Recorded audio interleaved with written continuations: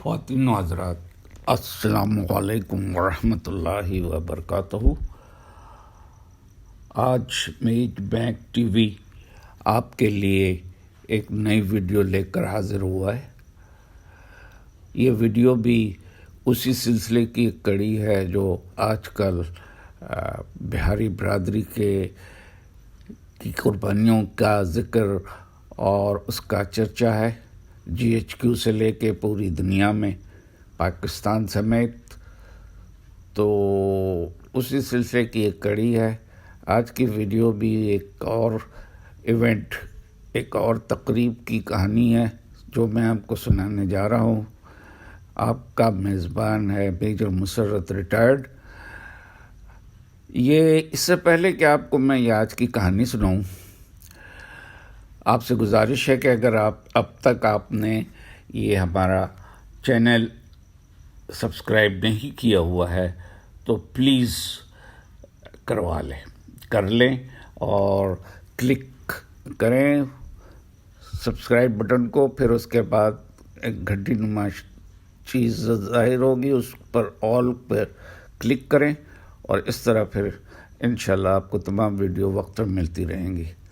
آج کی جو آپ کو میں رودات سنانے جا رہا ہوں وہ کور ہیڈ کوارٹر میں 10 کور ہیڈ کوارٹر چکلالہ میں ہوا تھا، اور جس میں کہ ہماری وہ ٹیم جی ایچ کیو کی ٹیم بھی جو اس کام پہ لگی ہوئی ہے اس کا بھی ذکر ہے، ان کی بھی اپریسیشن ہے۔ تو اس لحاظ سے یہ بڑی امپورٹنٹ ویڈیو ہے، دیکھیے گا ضرور، اور شیئر زیادہ سے زیادہ کیجیے گا تاکہ لوگوں کو پتہ چلے۔ یہ تحریر لکھی ہے بریگیڈیئر ہارون آصف صاحب نے۔ یہ لکھتے ہیں: مجھے lieutenant general Sahir Shamshad Mirza, Hilal Imtiaz military, commander 10 corps, سابق ایڈجوٹنٹ جنرل اور C G S chief of general staff نے 16 دسمبر 2021 کو صبح 9 بجے 1971 کی جنگ کے سابق فوجیوں کے لیے کور کی تقریب میں شرکت کی دعوت دی۔ تقریب کا اہتمام آرمی انسٹیٹیوٹ آف پاکستان یعنی AMIH نے کیا تھا۔ ملٹری ہسٹری، جسے جنرل قمر جاوید باجوہ نے 3 سال قبل میجر جنرل آغا مسعود اکرم ریٹائرڈ کی سربراہی میں قائم کیا تھا۔ یہ تقریب آرم فورسز میڈیکل کالج کے ایوب ہال میں منعقد ہوئی، جہاں میں ہر سال میڈیکل کے طلباء کے درمیان مباحثے کے مقابلے میں جج کے فرائض انجام دینے کے لیے جاتا رہا ہوں۔ یہ بریگیڈیئر صاحب فرما رہے ہیں، آصف ہارون۔ آگے وہ فرماتے ہیں، لکھتے ہیں: دیے گئے مقام تک جانے والے راستے پر سائن پوسٹ کیا گیا تھا۔ MP پوائنٹس کے جوان پوائنٹس لگے ہوئے تھے اور ہر پوائنٹس پر تعینات تھے، اور استقبالیہ لائن میں جو لوگ تھے وہ ہوشیاری سے چست اور شائستہ تھے۔ پورچ سے پارکنگ ایریا تک کاریں چلانے کے لیے ڈرائیور دستیاب تھے۔ مہمان صبح 9 بجے سے 9:50 تک آتے رہے، اور مقررہ وقت پر 10 بجے کور کمانڈر تقریب کے لیے آغاز کرنے کے لیے ہال میں چلے گئے۔ اگلی صف پر حاضر سروس اور ریٹائرڈ جنرلوں نے قبضہ کر رکھا تھا۔ قبضہ نہیں کرنا کہنا چاہیے، بلکہ بیٹھے ہوئے تھے، ان کو بٹھایا گیا ہوا تھا۔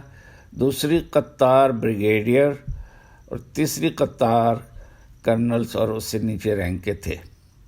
مشرقی پاکستان سول آرم فورسز، جس کو عرف عام میں EPCF کہتے ہیں، کے ارکان اور غازیوں کے بیواؤں، غازی اور شہیدوں کے بیوائیں پچھلی قطاروں میں بیٹھی تھیں۔ ہر کرسی پر نام کی چٹیاں چسپاں تھیں. چٹ ہوتی سلپ ہوتی ہے آرمی میں، جو کہ ہر کے لیے سیٹ پر مختص فرد کا نام لکھا ہوا ہوتا ہے. سابق مشرقی پاکستان ایسٹ پاکستان میں ای پی سی ایف کی خدمات کی یاد میں یہ تقریب پہلی بار منعقد کی گئی ہے اور پاکستان کے تمام بڑی بڑی فوجی چھاؤنیوں میں منعقد کی گئی. اس کے پیچھے محرک COAS یعنی chief of army staff lieutenant general Bajwa اور میجر جنرل آغا اکرم ہیں. بریگیڈیئر ریٹائرڈ ناصر شفیق کی سربراہی میں AIMH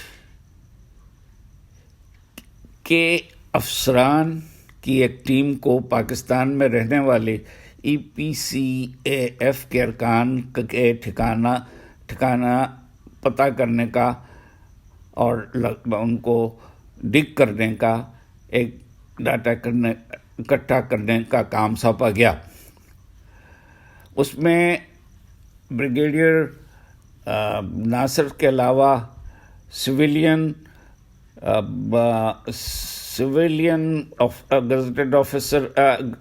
آفیسرز بھی تھے جن کو ریسرچ آفیسر کہتے ہیں، اور ان میں سے عمیر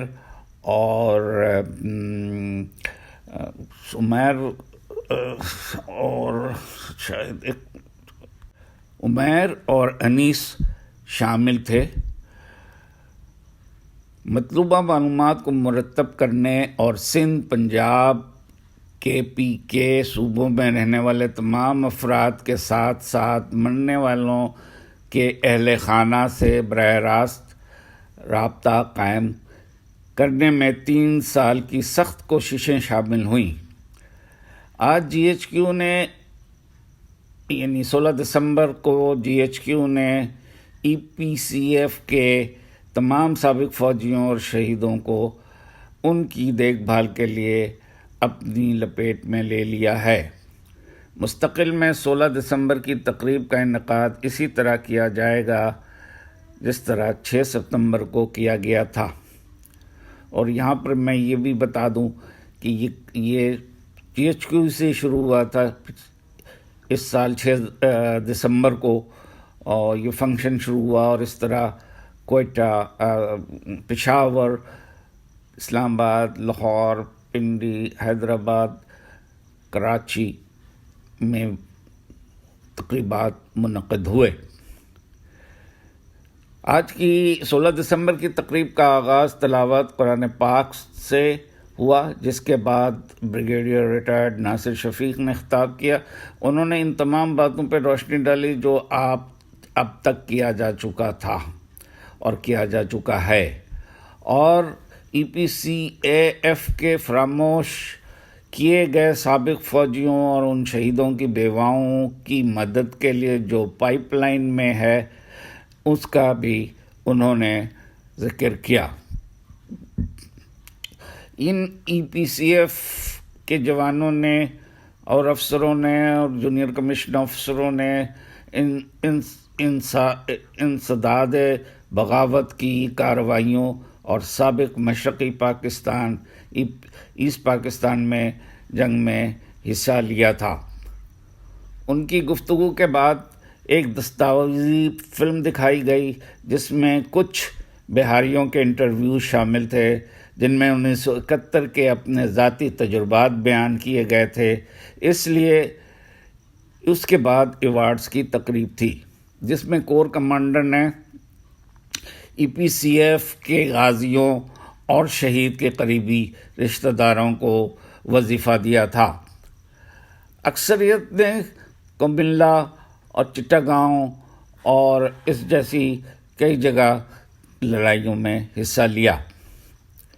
تقریب کے لیے مدعو کیے گئے منتخب جنگی سابق فوجیوں کو 1971 کی جنگ میں ان کی خدمات اور قربانیوں کو خراج تحسین پیش کرنے کے لیے 10 کور میمنٹو اور گفٹ پیک پیش کیا گیا. سابق فوجیوں میں lieutenant general Tariq Pervez, lieutenant general Salahuddin Satti, lieutenant general Tahir Qazi, major general Yasin Malik, 5 brigadiers اور 8 لیفٹیننٹ کرنل اور میجرز شامل تھے۔ میجر جنرل آغا سمیت AIMH کے افسران کو بھی یادگاری نشانات پیش کیے گئے۔ مجھے تحائف، یعنی یہ بریگیڈیئر صاحب کہہ رہے ہیں، مجھے تحائف دیتے ہوئے جنرل ساحر نے مجھے بتایا کہ بطور CGS انہوں نے میری 6ٹھی کتاب حاصل کی ہے، جس کا عنوان ہے مشرقی پاکستان میں 1971 کی جنگ۔ ہلی کی جنگ MI ڈائریکٹریٹ سے کلیئر کر دی گئی ہے۔ مجھ سے مشاہدات کے ساتھ کلیئرنس لیٹر موصول ہوا ہے، جس میں مجھ سے کچھ پیرا حذف کرنے کو کہا گیا ہے۔ اس کے بعد تقریب کے ماسٹر نے لیفٹیننٹ جنرل ساحر سے حاضرین سے خطاب کرنے کی درخواست کی۔ اپنی تقریر شروع کرنے سے پہلے انہوں نے GOC 23 ڈویژن میجر جنرل اشرف سے جنہوں نے کہ داڑھی رکھی ہوئی ہے کو شہداء کے لیے دعا کرنے کو کہا، جو انہوں نے متاثر کن انداز میں کیا۔ جنرل ساحر نے اس تنظیم کی بنیاد رکھنے اور EPCF کے اراکین کے ڈیٹا کو مرتب کرنے میں AIMH افسران کی کوششوں کی تعریف کی، جو آسان نہیں تھا۔ انہوں نے بہاری برادری کے لچکدار ارکان کو ان کی غیر متزلزل وفاداری اور حب الوطنی کے لیے زبردست خراج تحسین پیش کیا اور انہیں فوج کی حمایت جاری رکھنے کا یقین دلایا۔ انہوں نے صاف صاف کہا کہ پاکستان اور BD میں، یعنی بنگلہ دیش میں رہنے والے بہاریوں کی قربانیوں کو نظر انداز کرنا اور انہیں فراموش کرنا ایک اسٹریٹجک غلطی تھی، اور کہا کہ ریاست اور فوج کی کوتاہیوں کو دور کرنے کی شروعات کی گئی ہے۔ انہوں نے 1994 کی کہانی سنائی، جب بطور میجر، وہ میجر تھے اس وقت 1994 میں، انہوں نے انفینٹری اسکول ڈھاکہ، یعنی یہ بنگلہ دیش بننے کے بعد انہوں نے اپنی فوج کھڑی کر لی، اور پھر ہر چیز جو فوج کے لیے ضروری ہوتا ہے وہ انہوں نے بنایا۔ تو اس کے لیے یہ ہر ملکوں میں یہ ہوتا ہے کہ فوجی جو ہیں ایک دوسرے ملک میں جا کے کچھ کورسز کرتے ہیں۔ تو اسی طرح ان کا سلیکشن ایک انفینٹری اسکول ڈھاکہ میں 4 ماہ کی کمپنی کمانڈر کورس میں شرکت کے لیے ان کا سلیکشن ہوا اور ان کو بھیجا گیا۔ انہوں نے کہا کہ پاک فوج کے خلاف، جو انہوں نے خود دیکھا اپنے اس دوران میں، 1994 کی بات ہو رہی ہے یہ، انہوں نے کہا کہ پاک فوج کے خلاف نفرت کے جذبات کی وجہ سے یہ ان کے لیے انتہائی مشکل تجربہ تھا۔ انہوں نے مزید کہا کہ اسکول میں مخالفانہ ماحول میں ایک دن اسکول کے سب صوبیدار میجر کو ان کے پاس آتے دیکھا گیا، اور وہ ان کے پاس آئے اور آنکھوں میں آنسو لیے سلام کرنا ان کے لیے کافی میجر صاحب کے لیے، جو اس وقت اب لیفٹیننٹ جنرل کے لیے کافی حیران کن تھا۔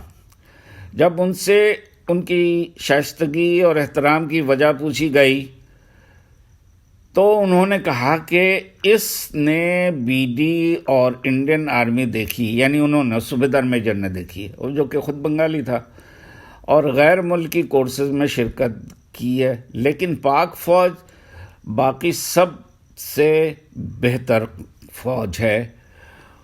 ان کے خیال میں، یہ صوبیدار میجر صاحب فرما رہے تھے، ان کے خیال میں پاک فوج دنیا کی واحد فوج تھی جس کے افسران امن اور جنگ دونوں میں اپنے جوانوں سے جذباتی طور پر جڑے رہتے ہیں اور ان کا خیال رکھتے ہیں، اور افسران اور جوانوں کے درمیان اس بندھن نے پاک فوج کو دوسروں پر برتری حاصل کی ہے۔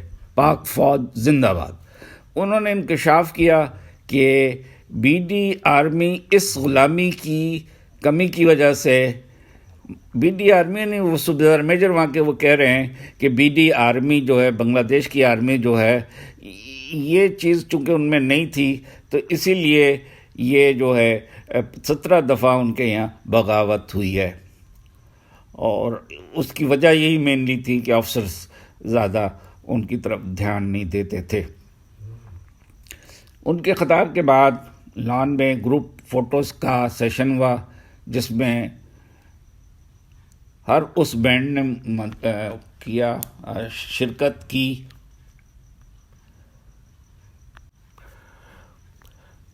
ہر بینڈ نے شرکت کی اور ان کے خطاب کے بعد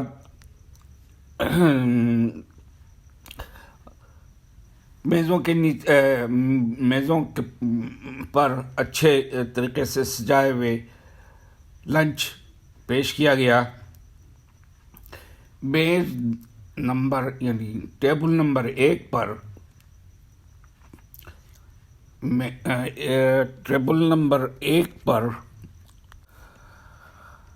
میجر جنرل امجد خٹک تھے، جنہوں نے میری کتابوں میں گہری دلچسپی ظاہر کی اور مجھے ان سے ملنے کو کہا۔ دیگر میں میجر جنرل نصرت رضا، پرنسپل AFM کالج، اور کرنل اقبال ہاشمی، سابق JAG برانچ شامل تھے۔ سب نے بتایا یہ 50 سال بعد کسی بھی ادارے کی ایک بہترین پہل، اور ان تمام سالوں میں بھارت پاکستان کو شرمندہ کرتا رہا اور اس کے خلاف نمک چھڑکتا رہا۔ جنہوں نے ان غازیوں کے خلاف بھی نمک پاشی کی جنہوں نے مادر وطن کے دفاع کے لیے آخری دم تک جنگ لڑی تھی، اور بہت سے لوگ ہتھیار ڈالنے کے لیے تیار نہیں تھے۔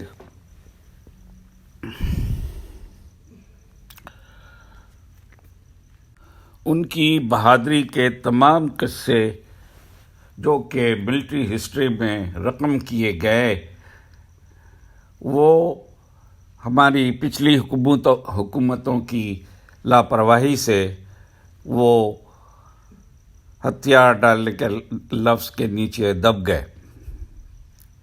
میری یونٹ یعنی بریگیڈیئر آصف کی یونٹ، جو اب خود ریٹائرڈ ہیں اس وقت، 4FF ہلی کی طرف سے لڑی جانے والی کلاسیکی لڑائی جس میں شریک تھے میجر اکرم، اور ان کو بعد از مرگ نشان حیدر بھی دیا گیا، اور ہلی سیکٹر میں ہی میرا میجر مسرت کا ایک کورس میٹ اس وقت کپتان احسان تھا، جس کی کہ مالک شاہ نے بھی تعریف کی ہے۔ انہوں نے بھی ایک کمپنی کے ساتھ 3 دن تک ایک بریگیڈ کو روکے رکھا۔ وہ فل کرنل ریٹائر ہوئے اور ان کو بھی ستارہ جرت ملا۔ وہ میرے ساتھ پاکستان ملٹری اکیڈمی میں ٹریننگ میں ساتھ تھے، ہم کورس میٹ کہتے ہیں ان کو۔ تو اس طرح لڑائیاں لڑیں۔ سطح پر کئی دیگر لڑائیوں کی تعریف اور تشہیر اس طرح نہیں کی گئی جس طرح انہیں ہونا چاہیے تھا، خاص طور پہ ہلی، کمال پور، جمال پور اور کمبلا وغیرہ کی لڑائیاں۔ 1972 اور 1974 کے درمیان ہندوستانی فوجی اور سول مصنفین نے ہندوستانی حکومت کی مدد سے 1971 کی جنگ پر 275 کتابیں شائع کی اور یہ سلسلہ برسوں تک جاری رہا۔ اس کا مقصد ایسٹ پاکستان میں بھارتی فوج کی مداخلت کا جواز بنانا تھا، انسانیت کے خلاف ان کے جرائم کو چھپانا اور یہ ثابت کرنا تھا کہ پاک فوج کے ہاتھوں 30 لاکھ بنگالیوں کے قتل اور 3 لاکھ بنگالی خواتین کی عصمت دری کے افسانوں کو سچ ثابت کیا جائے اور یہ کہ ان کی تعداد کے خلاف آواز بلند کی گئی۔ ہندوستانی فوج 93,000 تھی۔ ہندوستانی مغربی اور بنگالی مصنفین کی بڑی تعداد میں کتابوں کی اشاعت کے ساتھ مسلسل ہندوستانی، روسی، مغربی پروپیگنڈے نے پاک فوج کے جوانوں کو خون کے پیاسے اقلیتوں نے اور عصمت دری کرنے والوں کے طور پر پیش کیا اور دنیا کو یہ باور کرانے میں ہندوستان کی مدد کی کہ جنرل یحییٰ خان کی حکومت اور پاک فوج متحدہ پاکستان کے ٹکڑے کرنے اور بی ڈی کی تخلیق کا ذمہ دار ہے۔ ان کی جھوٹی داستان کو اس وقت سے صداقت ملی جب مارچ 1971 میں بہاریوں اور غیر بنگالیوں کے قتل پر پاکستان نے سب سے پہلے خاموشی اختیار کی، اس خوف سے کہ اس خبر کے افشا کے نتیجے میں